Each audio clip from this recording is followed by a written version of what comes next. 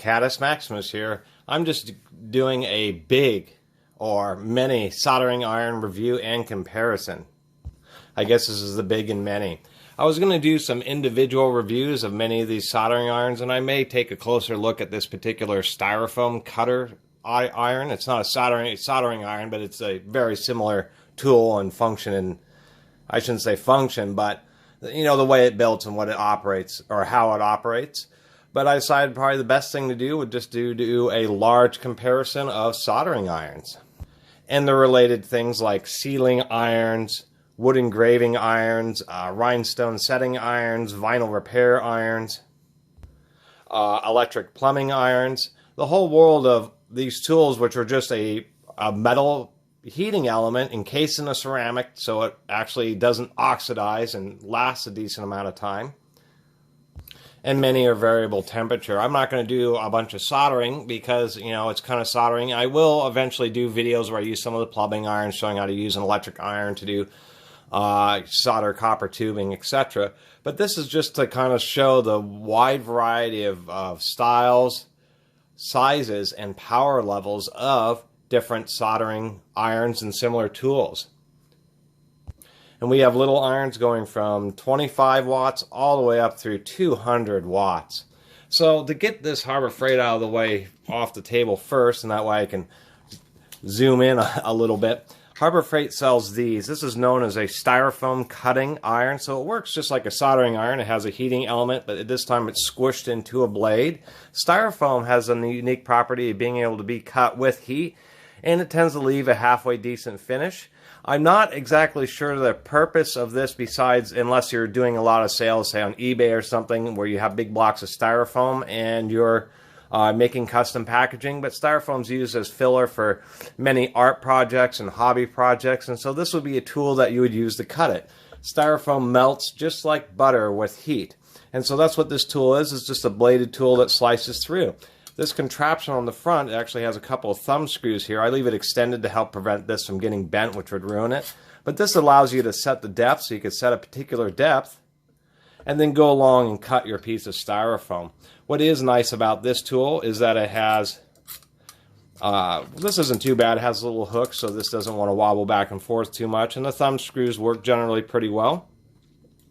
I do like that it has a light letting you know that it is hot, and it is a variable temperature. So you can set it at a high temperature if you're working with higher density styrofoam, or a lower temperature if you're working with lower density, and to adjust the type of finish that you get. But that's what one of these contraptions is. They look a little weird. It has a single button, but what it is you click it once and it stays on. You click it again and it turns it off.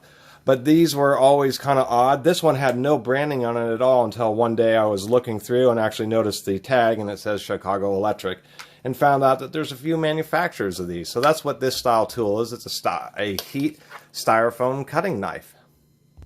The next things kind of look like fabric irons, but they're heat sealing tools.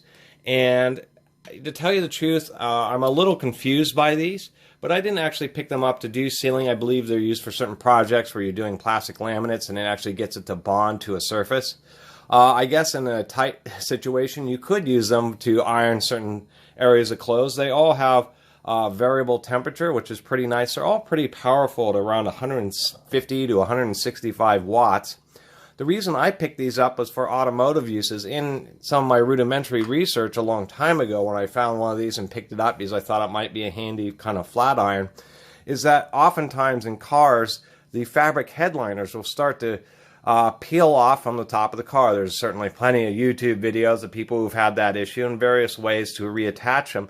And one of the best things I had read was to use one of these and just to, in a test area, find the exact temperature that seems to work properly. Excuse me. What I mean by properly is that it will reattach the headliner without melting the foam that's underneath. And then you can use one of these to actually go along and this nice and easily reattach an automotive headliner. And I've actually used it once for that, and it works surprisingly well. So that's why I have these. And we just have a few different brands here. We have an this Hobbico. We have a HD heat sealing tool. And we have this one, which actually is the one that I used for the headliner, and I liked it just because it was a lower profile and it was much more rounded. And then this is an old American-made Sealector, and it's a very strange word. You can see it's Sealector tacking iron.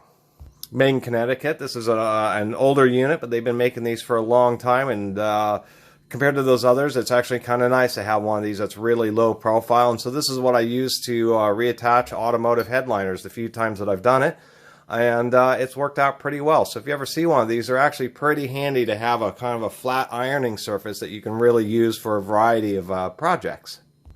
Anyway, let me go ahead and zoom in a little bit here, or actually just lower the camera down so we can get a little closer look at these, and so the camera just isn't completely in my face. And we're going to start off with these big ones because they're also bulky. Except for this one, because I'm going to compare it to these other Wellers that I have here. But what we have here is a variety of high-power electrical soldering irons as well as plumbing irons. And the real difference would be plumbing irons tend to have a bit more power, and they have these really large tips on them. Now what we have here is 3 different irons I'm going to show kind of at once here. And that's these 3. All 3 of these irons are actually 100-watt irons. And we'll start off with this one. This, I believe, is just a high-power wood engraving iron because it's designed a little bit differently, as it has a wood handle, and it is 100 watts. Had a little sticker, as well as they use a burn engraver to engrave 100 watts on there, which I do appreciate. The handle is actually 2 pieces, and I actually tightened it up quite a bit, but you can unscrew the handle and replace the wire in many of these, which is also a nice feature. But it's a little bit thinner metal, and I believe this is just a high-power wood engraving tool. That's why it has this strange flat blade tip. I thought in certain types of soldering applications, this wide flat tip would come in handy. But the other thing that lets you know that's engraving is that it's copper. Now, copper, when you're actually using it for soldering duty, will wear out very fast, just because the copper is getting pretty hot and then it reacts and oxidizes, using the solder and pressing against the metal, so it wears out really fast. That's why soldering iron tips are copper alloy or various other alloys, so they'll actually last under the several hundred degrees that they operate at. But this is what a large wood engraving iron would look like. Also, if you're trying to use burn engraving on certain types of hardwoods, it's surprising how heat resistant they can be, and so you would want a big iron, and this is just so you can put markings on it or draw letters. I'm sure that this originally came with a variety of tips, but this is how I found it, and just wanted to point that out, that they make large style wood engraving irons. These other 2 would be considered just standard electrical soldering irons. This is an old Solder Master, there it is, W100, and that W100 is actually the same model as this big Weller here. This is also a this one right here, is also a W100. So it leads me to believe that the Solder Master may have been the original unit, and then eventually this company was purchased out by Weller, but it may have been the other way around, or it may have been a licensed product. I kind of had a hard time finding any real information about it.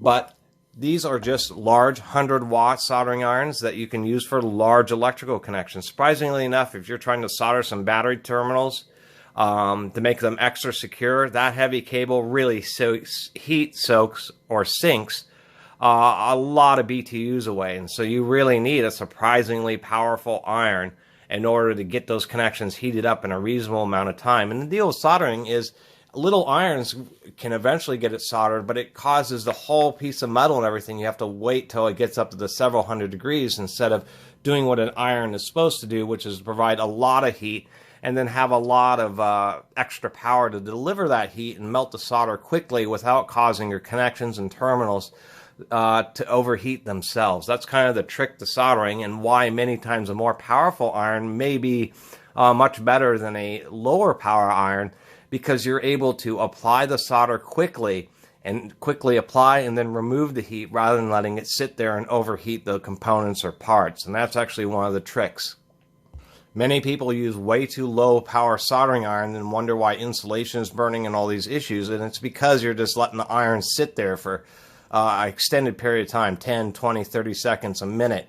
And you shouldn't be doing that. That damages all sorts of stuff. You really want to put the iron on, let it heat up the component for a second or two, and then apply your solder and have it wick properly and wet properly, and then pull the iron away. And so many times larger, heavier irons are going to achieve that task much more easily than smaller irons. This is more of a vintage unit, and I really like this unit. I did drop it once. It still works, but I did bend the tip, unfortunately. But this is really a pretty heavy-duty unit. It has a nice solid steel body, so a lot of mass to help retain heat. And this is an old one. And I kind of like these older irons. And some of the older tools, the reason I like them is they seem to just make more sense, particularly like this one, which is an American Beauty, which I thought was a great name for an iron. And it was made by the American Electric Heater Company in Detroit. Surprisingly enough, this is a hand tool that's made in Detroit. Who knew they made tools in Detroit? And it makes a lot of sense. You know, it's a soldering iron, a heat tool made by the Electric Heater Corporation. And this one's pretty nice because they have these little baffles here and then this little separator to prevent the handle from getting too hot when you're using this for extended periods of time. So that's what a nice older vintage unit would be. And you can tell it's vintage just because it has the fiber wrapped electrical cord, which I can say is held up pretty well over the many decades old this is. And one thing I kind of miss about the fiber wrapped cords is, man, are they super flexible in any temperatures. I mean, it could be freezing or 100 degrees, and you're going to have the same level of flexibility on this cord. And they really are safe. Even this cord, very old, it still has the Underwriters Laboratory, the UL certification for it. So that's what a more older vintage unit would look like. Now let's talk about a couple of these higher powered irons here. This would be considered a plumbing iron or lower power. This is actually an old Stanley Victor, and right there where it says Victor model number 450. I'll include all of the model numbers. Most of these have model numbers on them, and then there'll just be a big list of model numbers and company names in the description. This is a 140 watt unit, and so this would be a lower power plumbing iron. This can be, of course, used for soldering heavy terminals. Also, and I forgot to mention, those higher power 100 watts and above are great for things like stained glass and all sorts of other projects where you wouldn't think you'd be able to solder, but you actually can if you have enough power out of your soldering iron. And so this one we can see just has a huge soldering tip, you know, the size of my thumb. This is like an inch diameter. And so this is would traditionally be known, it may be intended for stained glass, but they can certainly be used for small copper tubing. 3/4 inch copper tubing, etc., because it just simply has enough power and heat output to put against the copper tubing and be able to get the solder to properly wet, just like you might use with a rosebud torch. The reason you would use an electric iron is they're more friendly in confined spaces, especially if you're like replacing a section of pipe that may have been damaged or leaking or something, because you don't have to deal with an open flame, an extreme fire hazard that an open flame that exists with an open flame, I should say, because the heat only exists within the tool itself. It's not this flame that's shooting out wanting to catch everything it touches on fire. Now, professionally, you use a rosebud torch because it's fast, but this is a nice, safe option, and I've still seen plumbers, some who've had these in their boxes just because, for the same reasons. If you're in a wall trying to replace a section of copper tubing, it's much safer to do this. You don't have to use special carbon blankets, and I'll review a couple of those carbon blankets someday. But they make these special kind of welding carbon blankets that are rated for 2,000 degrees, and you have to stuff those into the wall before you can even use the torch. And so you can always use a plumbing iron like this, and it has a lot of mass. You can stick it against a tube, let it heat up for a few seconds, and then solder it just like you would with the torch. And then we have this old Craftsman, which I also really like. This is there's the part number on this guy, and you can see that it is 200 watts. So this is my most powerful soldering iron, and it's just kind of the same situation a plumbing iron, although surprisingly it has a slightly smaller tip than that Stanley did. I've only used this once, but it actually works surprisingly well. I was just trying to join a couple pieces of copper for a project together, and it was amazing. I plugged this in. As soon as I touched the copper, it took like 3 seconds for it to heat up, and the iron didn't even seem to notice, didn't even seem to cool off at all. And so I was able just to hold it and then put on the solder and kind of slowly drag the iron along, and the solder just wedded perfectly. This was on 1/4-inch thick copper plate. And 1/4-inch thick copper is a huge amount of heat sink. Copper is one of the best heat sinks or materials that transfers heat, right next to silver. Surprisingly enough, silver is one of the best metals, period, available to use as heat sinks, but obviously they don't use that material very often. But copper is much better than aluminum. And so having a really high power iron like this 200 watt really just can make the difference between having something get really hot or being able just to apply the heat and get the solder to wick and be done with their project and without much hassle. They don't really sell these types of irons in stores because most people just use torches. And it's kind of a shame because these irons are handy if you do have them on hand. The rest of these are Wellers, and they're by far the most common brand in the United States, at least, and I'll finish off with those. So what I'm going to do here is actually talk about some of these oddball units. We have one oddball unit here. It comes with an odd little stand. This is actually a decorative, this actually even describes what it's for: crystals, pearls, nail heads, that kind of stuff. It's really low power, as you can see, 6.5 watts. So a little tiny 6-watt iron, very little heat, but this is what you'd use for any kind of thermal setting. People who are doing primarily hobbies and crafts setting, little rhinestones and things like that. I picked it up just because it was a handy little tiny iron that was extremely low power. So that if I was working, say, with hot glue and need to make some adjustments with hot glue, I could use a nice low power iron to do that with. And so that's kind of why I picked that up. Then we have like some wood, standard size wood engraving irons. You always kind of know them because they have these little wood handles, and then they have strange little tips. Now this is a Lenk. It's really hard. They had the stamping really soft on this, but I believe it was made in Kingston, North Carolina. And we even have a model number, 10SC. This is just a little 15-watt tip-based wood engraving iron, and so that's what you'd use this for, is to slowly draw along, and it just burns the wood and allows you to engrave it. And I will demonstrate these when I do some project like that, but I figured it'd be way too much time in this video to demonstrate each one of these irons as well as talk about them. This is more to bring awareness of the vast array of different soldering irons out there, and then if you see one, you'll be able to say, oh, that's what type of iron that is. We have this iron, which is actually kind of surprising. This is also a Lenk, but this has a different style tip, and what I've seen these used for is actually fixing vinyl. So if you have vinyl car seats or something like that, there are vinyl repair kits, and there's two different types of vinyl repair kits. Ones that are chemically based that are cheaper, but even Loctite makes a more expensive one, which you use a soldering iron and this kind of oddball flat tip. So when you put on the repair compound, you can use an iron, and it allows you to, it first allows it to bond, and then secondly kind of smooths it out at the same time. And I had the hardest time. This was one of the most difficult ones to figure out what it was for until searching through Google Images, and it came up in some vinyl repair forums as using this kind of iron to help melt the compound. So that's what an iron like this would be for, is for vinyl repair, such as car seats. And then finally, we have this tiny little Hot Tools ink made in Massachusetts, Marblehead, Massachusetts. And this is a 20-watt one. It's a little bit more powerful, but this is what a more common type of wood engraving iron would look like. It just has a tiny, thin little tip and this little wedge. And it's just the same thing. You just go along with the little wedge, and it just burns the wood as you go so you can engrave it. Let me clean these off the table, and we'll talk about these Wellers last. Actually, before we even talk about those Wellers, I should talk about this little iron.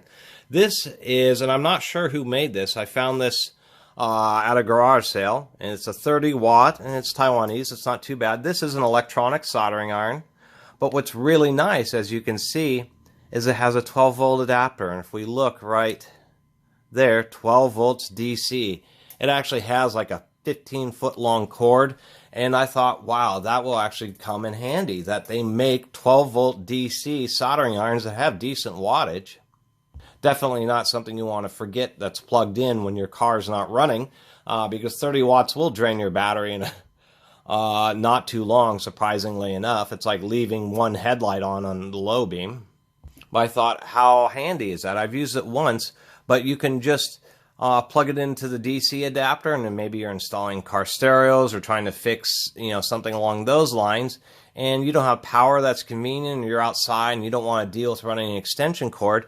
They actually make 12-volt soldering irons, so you can just plug it into your car's cigarette adapter, and then, or they're not cigarette adapters anymore. They're 12-volt power outlets.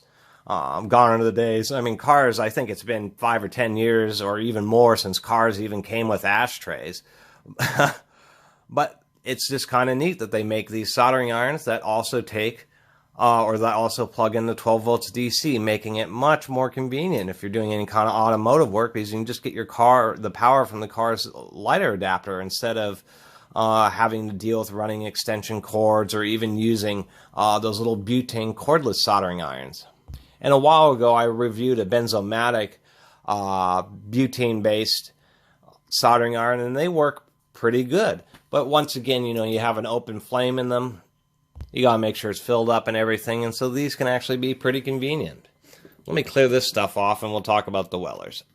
And here we have our Wellers. We have the orange ones, which tend to be the newer style. These orange ones and this light blue one. For a long time, many decades even, they were like these. They were white cords with black handles. And there always have been 3 primary power ranges. We have the standard SP23, which is actually a 25 watt. This would be just one of the country's most common basic electronic soldering irons.